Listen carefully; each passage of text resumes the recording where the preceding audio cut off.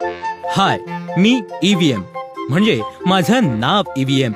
EVM म्हणजे electronic voting machine, पण सगळे मला ईव्हीएमच म्हणतात. तुम्हाला प्रश्न पडला असेल की मी नक्की आहे तरी कोण आणि माझं नक्की काम काय.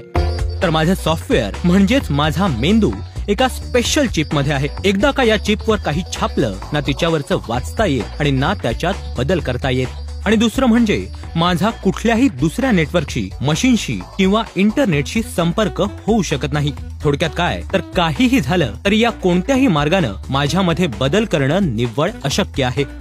मी आता दिसतोय तसा तयार होताना आणि होण्यापूर्वीही, एवढंच काय तर प्रत्यक्ष मतदानासाठी वापर होण्यापूर्वीही माझी तपासणी होते. कोणती तपासणी? चला तुम्ही प्रत्यक्षच बघा. पहिल्या तपासणीमध्ये BEL आणि ECIL चे इंजिनियर माझी तपासणी करतात. या तपासणीमध्ये माझे सर्व भाग व्यवस्थित काम करतायत की नाही हे पाहिलं जातं. फर्स्ट लेवल चेक नंतर मी जातो तो मॉक टेस्ट साठी. चाचणी मतदान या टप्प्यावर राजकीय पक्षांचे प्रतिनिधी कोणतीही ईव्हीएम मशीन निवडून तिच्यावर 1000 वोट देतात. आता एवढं सगळं झाल्यानंतर कम्प्युटरवरच्या एका सॉफ्टवेअरच्या माध्यमातून या मशीन मतदारसंघ पातळीवर पोलिंग बूथ साठी निवडल्या जातात आणि त्याही प्रत्येक राजकीय पक्षाच्या प्रतिनिधींच्या उपस्थितीत. या अशा पद्धतीमुळे कुणीही हे सांगू शकणार नाही की नक्की कोणतं ईव्हीएम मशीन कोणत्या पोलिंग बूथवर जाणार आहे. या तपासण्यानंतर उमेदवारांची नावं त्यांच्या नावांच्या अद्याक्षरानुसार ईव्हीएम मशीनवर लावली जातात. खरं मतदान सुरू होण्यापूर्वीही उमेदवारांच्या प्रतिनिधींसमोर अजून एकदा 50 मतांचं चाचणी मतदान अर्थात मॉक पोल घेतलं जातं.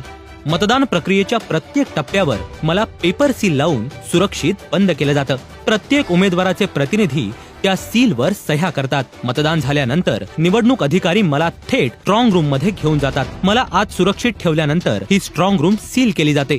मतमोजणीच्या दिवशी उमेदवार आणि त्यांच्या प्रतिनिधींच्या समोर मतं मोजली जातात.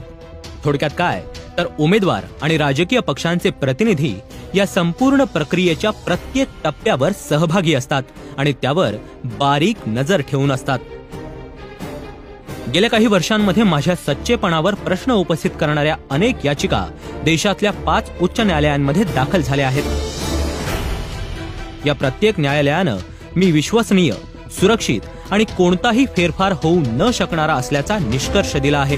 ईव्हीएम मशीनच्या वापरातून देशभरातल्या निवडणूक प्रक्रियेची विश्वासार्हता आणि सुरक्षितता जपण्याची केंद्रीय निवडणूक आयोगाची महत्वाकांक्षा आणि त्यासाठीची जबरदस्त तयारी ही देशासाठी नक्कीच अभिमानाची बाब आहे.